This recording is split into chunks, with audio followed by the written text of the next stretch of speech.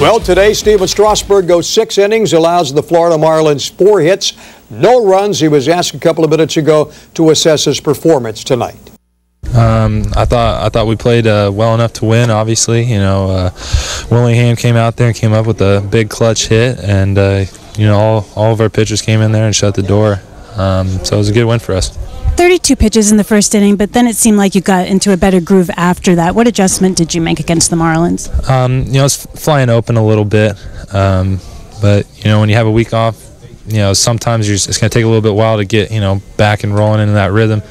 And, luckily enough, I just hung in there long enough to get it back, and without too much damage. Did you feel like you were using your curveball maybe a little bit later?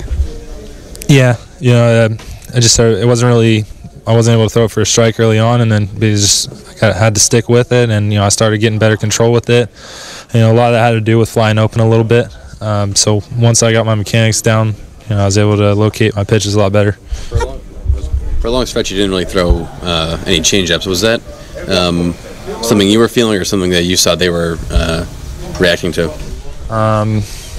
Well, they didn't prove that they could hit my fastball, so I wasn't going to throw any changeups to, possibly make a mistake, leave it up, and, speed up their bats a little bit. So, it's a pitch that, if they can prove that they can hit my other ones, then I'm going to throw that. But, they didn't do that tonight.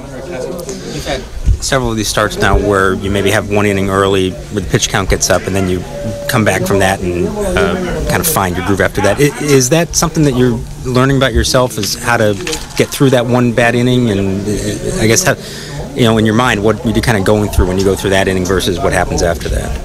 Well, you're not going to go out there and just feel great, feel perfect every single time. And, what separates the really good pitchers from the average ones is their ability to, figure it out on the fly and make those adjustments without really, giving up too many runs. So, we were able to do that tonight, and it's great to have the timely hitting that we did in the middle innings there, and it was just cruise control for the rest of the pitches after that. About the idea of kind of calling your own game more after last start. Did you do that today like you wanted to?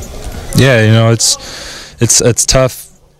Facing different lineups, especially, first time around, because they're going to have, different approaches, against me, and, figured out their approach after the first few innings, and then, just went out there and, bottom line, I know I got to go out there and pitch my game regardless of what their approach is, because, whatever they're trying to do is out of my control.